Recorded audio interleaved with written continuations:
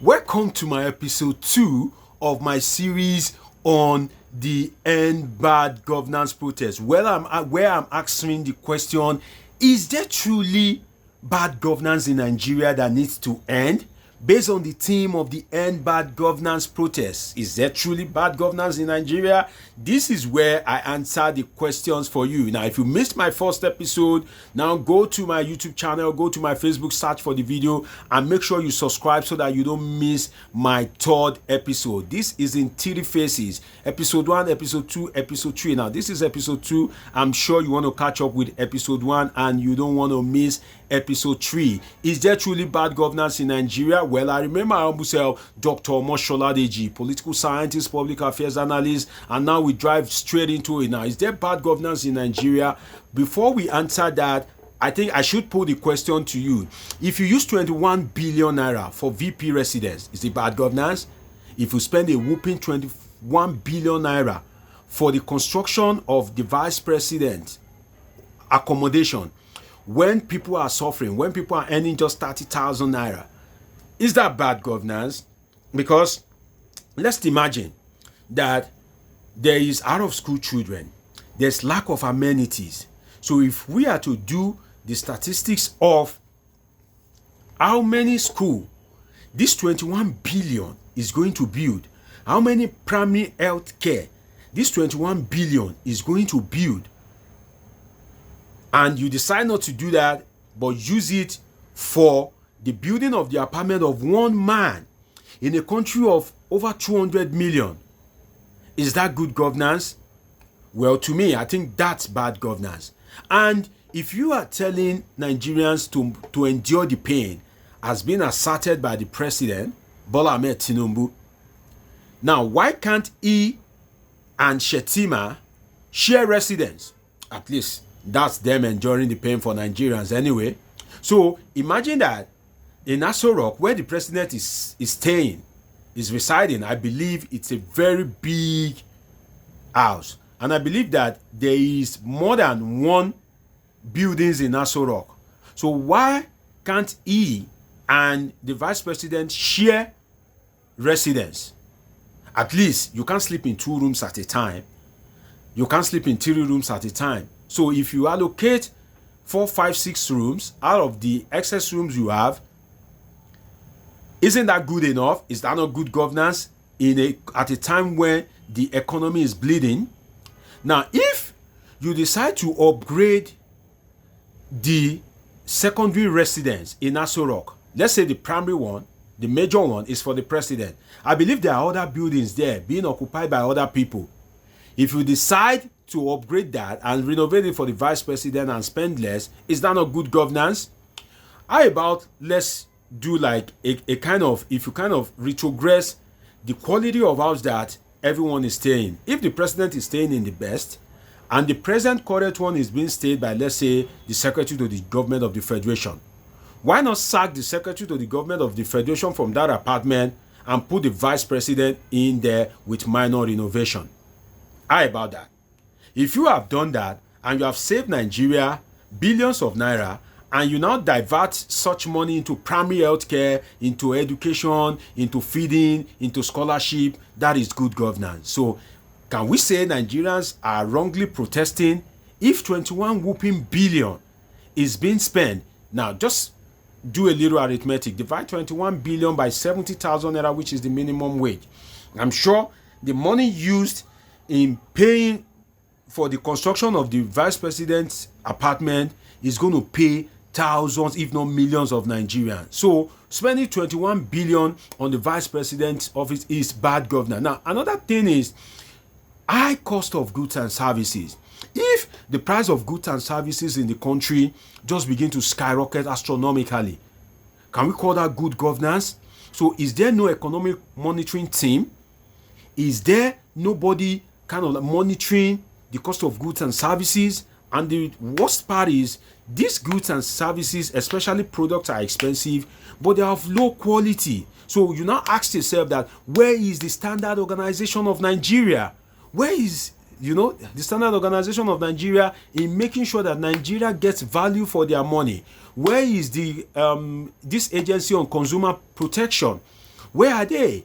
Because the quality of the goods are now reduced and you are now paying higher price. So if such thing is able to thrive in a country, can we say there is good governance in that country? Another thing is the price of goods and services. You go to market today, the cost of goods and service is 400 naira, like it happened to my friend, and you go to the same place next week and the cost of that particular product is now 700 naira.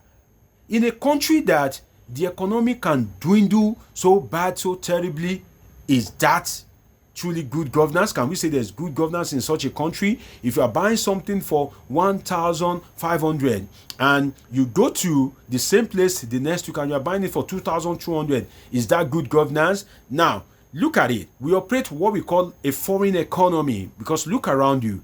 Everything that is around is made in a foreign country. So if the value of your currency is just falling yakata, it's just collapsing, it's just falling bregede, can we say there is good governance in such a country? What is the role of government?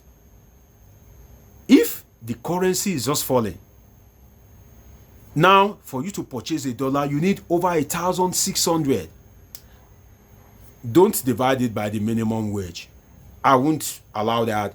You trying to convert the 70,000 naira to, equivalent to the dollar. I am sure, you're just going to run yourself depressed. Now, if the dollar is falling astronomically, is there good governance in such a country? So if you look at the whole economic indices, the cost of goods and services, can we say truly that there is good governance when things are very unpredictable? Can we say there is good governance? Now, if you also look at the high cost of governance, when there is high cost of goods and services, there's high cost of governance as well. You see, political office holders living large, driving an entourage of 20 SUVs just for one man, and in those SUVs there are different officers of the Department of Security Agencies, the police, the military, and you are driving about 20 SUVs. Imagine how much it's going to cost to fuel and maintain those SUVs. So if you are spending much to protect just one man, that is bad governance. I remembered when the president came to Lagos and there was video circulating around the media about his convoy, and you can list the amount of cars in his convoy. Well, for me, I think that is bad governance, because if the economy is bleeding, I think we best have a conservative president. So will you now blame Nigerians for protesting when you are not reducing the cost of governance and you are telling them to manage? If the constitution only permits you to appoint ministers in every state of the federation, including the FCT, which is 36 states, and FCT, that is 37, and you have over 40 ministers, is that truly good governance? Because for you to maintain these ministries, why not limit it to 36? Why not make sure that you even merge ministries? Rather than that, what has our president Bola Ahmed Tinubu done? What he has done is to create an additional ministry of livestock development. And as I've said on the media, when I'm doing analysis on TV, that except my teachers were wrong, except your teachers were wrong, I believe that agriculture, whose interest is being protected by the Ministry of Agriculture, agriculture itself is about livestock rearing and crop production. So now that you've created a Ministry of Development, are you going to change the name of the Ministry of Agriculture to the Ministry of Crop Production? So there's this waste in government. There's this, nonchalancy by political office holders in spending from public funds, So in that kind of instance, and the citizens are suffering, and you are telling them to endure, can we call that good governance? If there is fire inside the house, and there are two people inside, and let's say it's me and you, you watching me, if there's fire inside and you are stepping out and you now tell me to stay behind, you are stepping out and you're telling me to stay behind, to endure the pain, who is going to listen to that? And that's why Nigerians are protesting that enough of this bad governance. All these things that government is doing is bad governance. Government is not conservative. Government is not concerned about the welfare of the people. Government should be about providing for the needs of the greatest number of people according to Bentham and Mills. But what do we have? We have government that is largely benefiting the few and the political class. And in a country whereby graduates are not having a job, can we say that there is good governance in that country? In a country whereby for you to be successful, you either have to be an achieved footballer, an entertainer. When I mean entertainer, an entertainer of repute, an actor or actress of repute, or a musician of repute. Because we see videos and pictures of artists in their old age seeking assistance on social media. So if you are an achieved footballer, if you are an entertainer, whether actress or musician, and you are a politician, that is when you can have access to humongous wealth and resources. So in a country whereby you have to belong to one of these three classes, the question is, how many people can be a footballer in a population of over 200 million? How many actresses can we have? And how many politicians can we have? So that is why Nigerians are clamoring that there's bad governance and there's need to put a stop to it. Now watch out for my third episode on this series of Is There Truly Bad Governance in Nigeria? Has been asserted by those frontlining the End Bad Governance protest. I remain my humble self, Dr. Omoshola Deji, political scientist and public affairs analyst. Make sure you share, make sure you subscribe to my page on YouTube and Facebook, Politics with Omoshola Deji. Till I see you next time, stay safe. God bless.